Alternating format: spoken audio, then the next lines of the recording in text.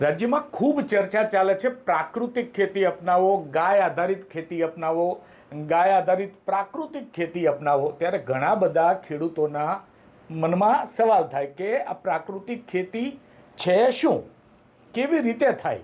કારણ કે ઘણા બધા લોકો એના વિશે જાણે છે, પણ હજી બહુ બહોળો વર્ગ છે જે એના વિશે નથી જાણતો. નમસ્કાર, હું છું આપનો ખેડૂત મિત્ર વિનોદ. જય ખેડૂત સમાજ.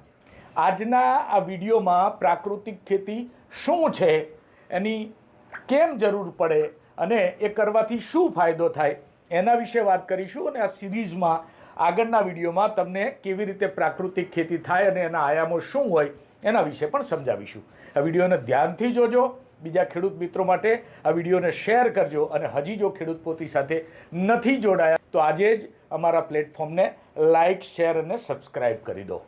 દેશી ગાય આધારિત પ્રાકૃતિક ખેતી અપનાવવાની અહીં આપણે વાત કરીએ છીએ. ત્યારે પ્રાકૃતિક ખેતી એટલે શું, આ મૂળભૂત સવાલ. તો એનો જવાબ જોઈએ તો પ્રકૃતિના મૂળભૂત સિદ્ધાંતોને આધારિત દેશી ગાયના ગોબર અને ગૌમૂત્ર થકી ઓછા ખર્ચે થતી ખેતી.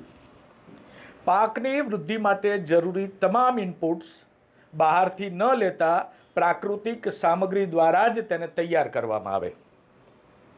હવે સવાલ એ થાય કે પ્રાકૃતિક ખેતી શા માટે અથવા તેના ફાયદા શું?